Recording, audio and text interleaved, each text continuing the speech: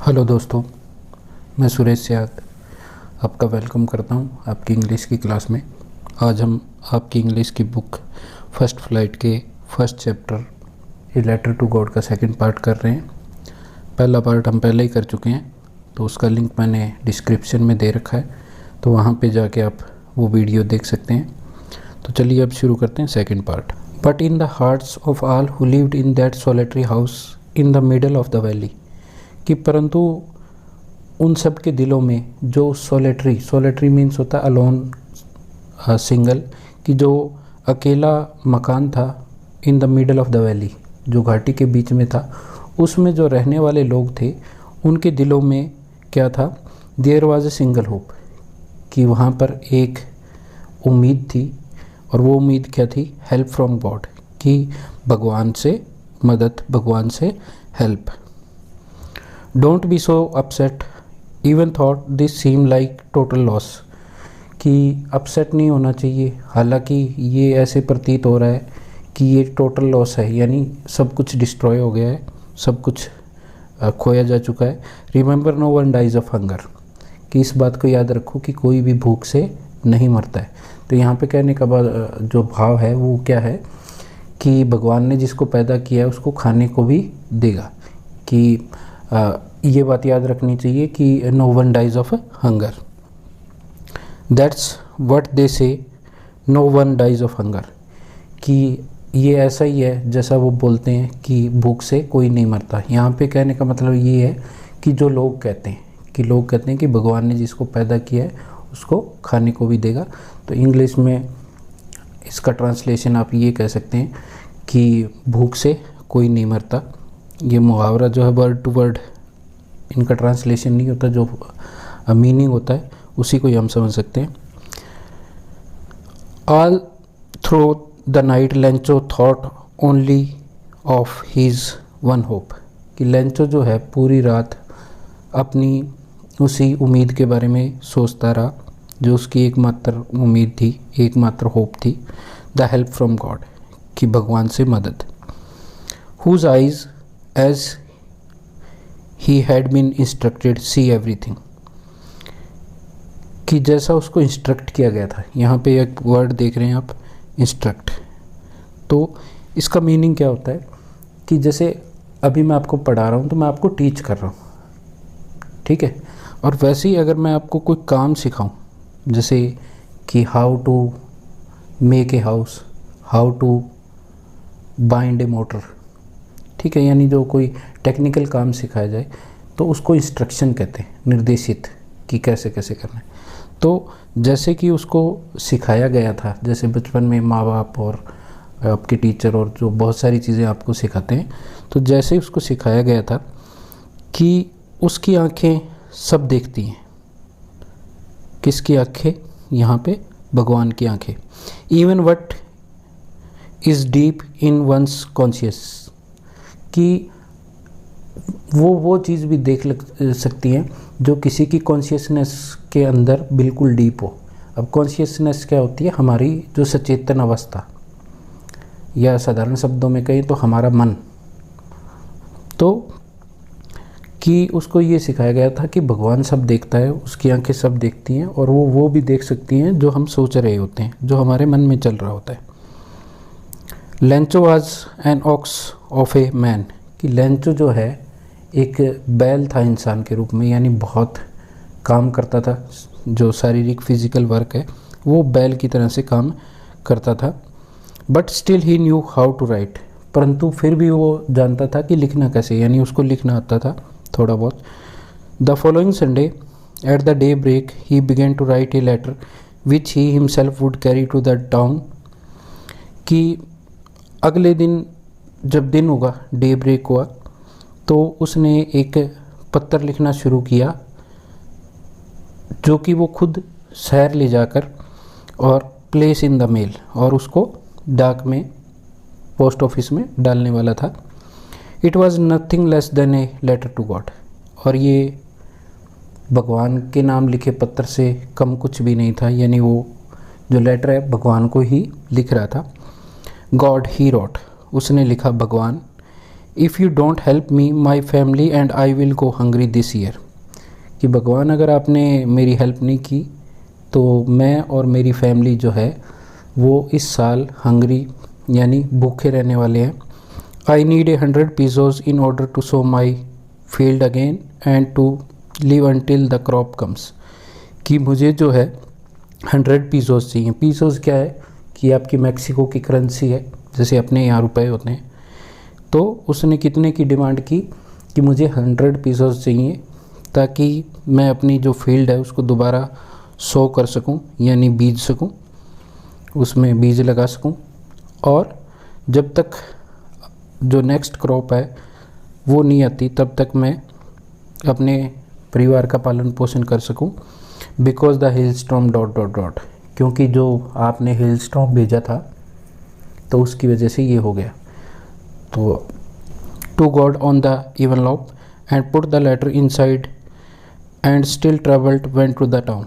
तो उसने क्या किया कि टू गॉड, भाई जिसको भी हम पत्र लिखते हैं तो टू और आगे उसका नाम और एड्रेस लिखते हैं, तो वैसे उसने टू गॉड लिखा, उसको लिफाफे में डाला और शहर की तरफ चल दिया।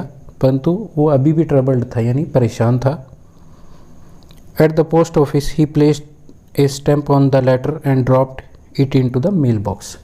One of the employees who was a postman and also helped at the post office went to his boss laughing heartily and showed him the letter to God, कि जो वहाँ पर काम करने वाले कर्मचारी थे उनमें से जो एक पोस्टमैन था और पोस्ट ऑफिस में भी हेल्प कर देता था बाकी एम्प्लॉयज़ की, वो अपने बॉस के पास गया और वो खूब हंसते हुए लाफिंग हार्टली मतलब अपने बॉस के पास गया और उसने अपने बॉस को ये जो लेटर था वो दिखाया कि जिसका डिलीवरिंग एड्रेस टू गॉड था।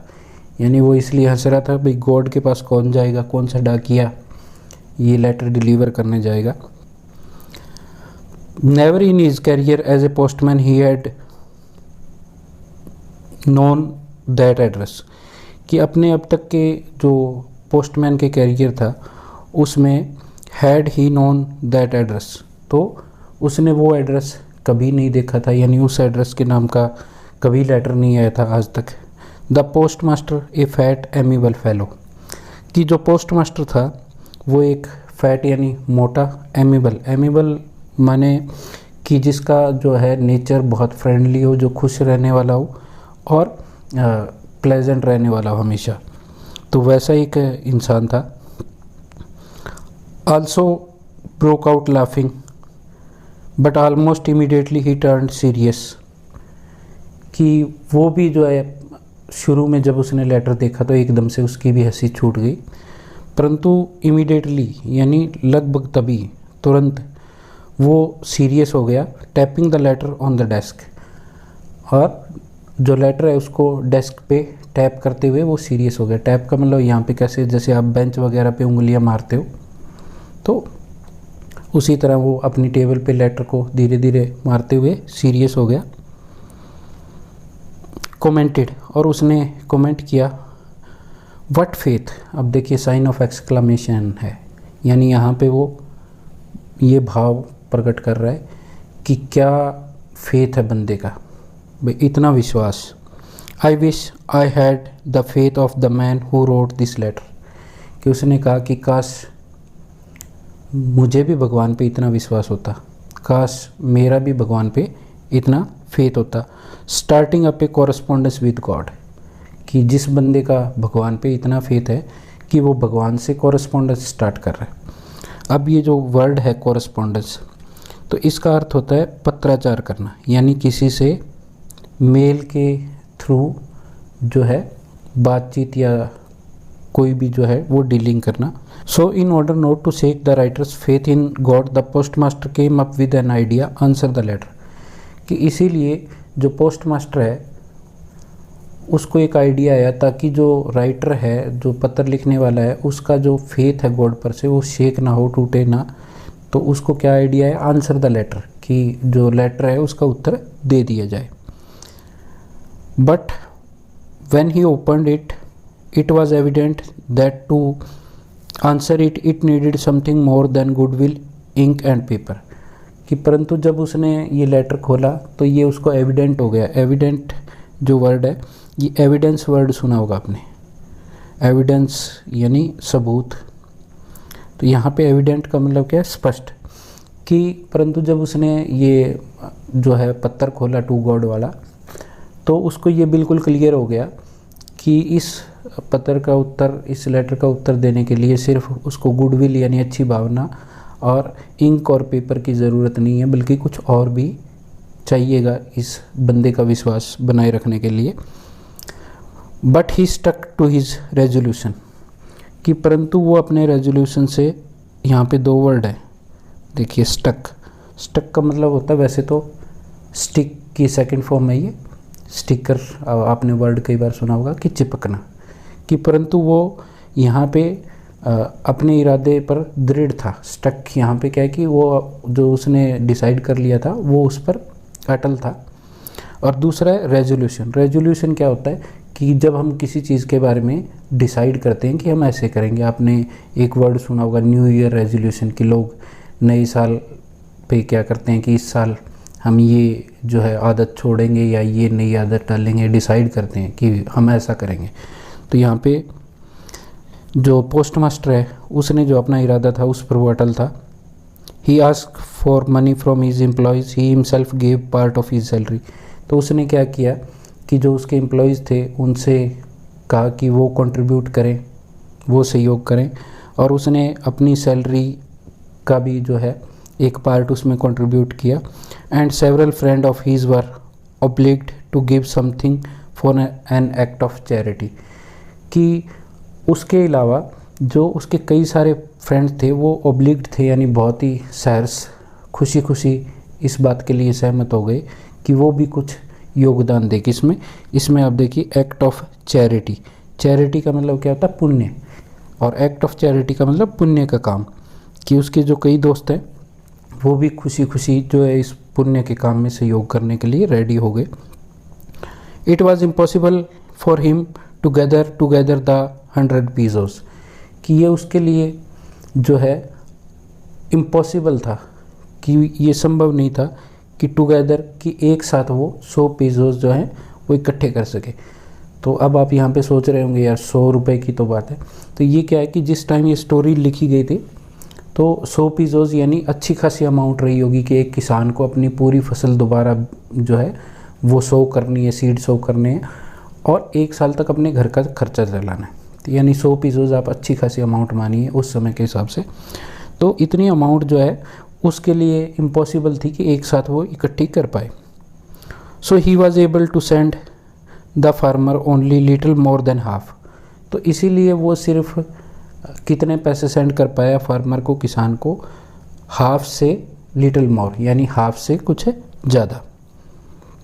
ही put the money in an envelope and address to the Lencho.